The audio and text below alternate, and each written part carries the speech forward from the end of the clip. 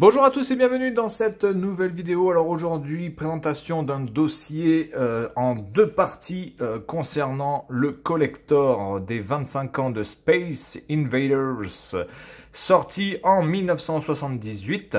Je vais faire d'abord la première partie de la présentation matérielle de ce pack collector. Et puis ensuite, on lancera le jeu.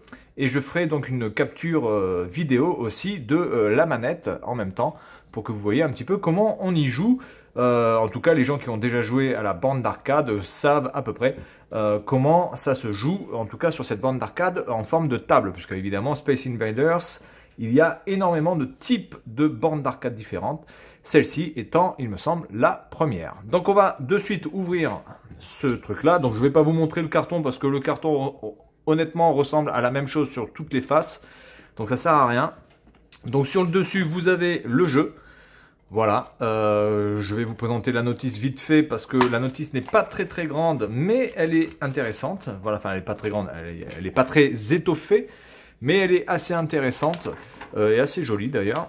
Donc ici on a le menu contextuel pour vous permettre de choisir les différents Space Invaders. Alors j'étais quand même assez surpris de voir qu'il y avait autant de versions de Space Invaders. Alors je ne sais pas s'ils y sont tous, mais en tout cas il y en a déjà une bonne partie.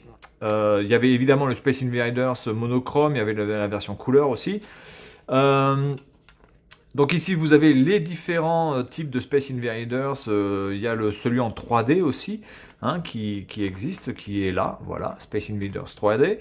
Voilà, ni plus ni moins. Voilà. Après vous avez les options, les différents modes, etc. Classique. Et là vous avez la présentation des bandes d'arcade de l'époque, de chaque époque pour Space Invaders. Donc celle-ci 1970. Vous avez 1979, vous avez 1978, voilà, ici c'est le TT. Alors le TT certainement parce que vous aviez les pieds en forme de T, certainement, je pense que c'est par rapport à la forme des pieds qu'on appelait ce truc là comme ça. Après je sais pas si ça c'était Space Invaders honnêtement dessus, puisque Space Invaders c'est en 1978. Ensuite vous avez 1987, 1989 et vous avez 1991. Voilà, alors moi j'en ai connu aucune, parce que on va dire que malheureusement Space Invaders à mon époque c'était déjà démodé. Voilà, clairement Space Invaders fin des années 80, début des années 90, il n'y a plus vraiment beaucoup de monde qui a envie de jouer à Space Invaders. À l'époque des Sonic, à l'époque des Mortal Kombat, des Street Fighter, des Mario, des Zelda, etc. etc. Space Invaders, c'était vraiment démodé. Donc maintenant, évidemment, ça revient en force. Moi, j'ai toujours aimé Space Invaders. Je trouve que c'est un jeu vraiment sympathique.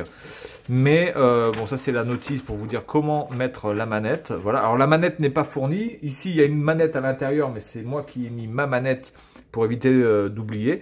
Voilà. Et donc, nous avons le fameux objet que je vais essayer de sortir. Voilà. Avec une petite protection en plastique sur le dessus.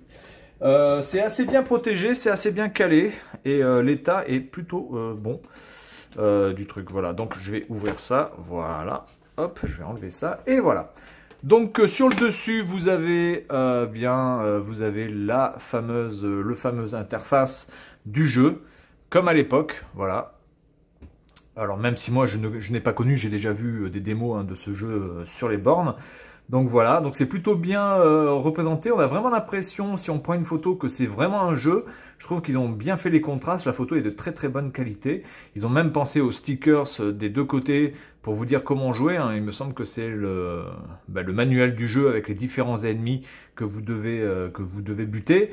Voilà. On va regarder de suite la partie arrière tant que j'y suis. Alors il y a un effet bois, mais c'est du plastique, hein, ne vous en faites pas. Évidemment, c'est pas du bois. Mais il y a un bel effet bois avec des petites veines marbrées un petit peu. C'est vraiment pas mal. Vous avez même encore ici la plaque qui devait faire certainement la plaque de référence de l'époque Taito Corporation avec le numéro, etc., le voltage, la fréquence et tout, comme à l'époque, hein, parce que ce n'est pas évidemment ce dont vous avez besoin pour faire fonctionner cette manette. Parce qu'on peut appeler ça un port manette ou un réceptacle à manette. Regardez quand même les les finitions ici, c'est vraiment joli. Les bouches d'aération, alors qui n'ont pas été creusées, mais qui font style bouche d'aération, etc.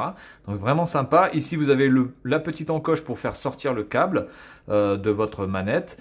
La charnière, alors s'il y a vraiment un truc que je peux pour l'instant critiquer au niveau de la qualité de fabrication, c'est la charnière. Je trouve que la charnière ici en plastique est vraiment très light. Il faut vraiment faire attention quand vous ouvrez le capot de ce truc là, parce que la charnière risque, je dis pas que ça risque de péter, mais en tout cas accompagnez bien comme il faut votre capot. Voilà, à l'intérieur, alors devant évidemment, vous avez la fameuse manette pour faire gauche-droite, voilà. Le bouton select, le bouton start, bon ça je crois que c'est un bouton qui a été rajouté évidemment pour le menu, voilà, et le bouton de tir ici avec les deux fentes. Alors c'est dommage qu'ils n'aient pas fait un vrai réceptacle à pièces, même si à la limite évidemment ça ne fonctionne pas, mais juste le fait de mettre les pièces et d'entendre le schling, ça aurait été vraiment sympa. Ils l'ont pas fait. Ils auraient pu faire une fente, je pense que ça aurait été beaucoup plus intéressant, mais bon, c'est pas grave.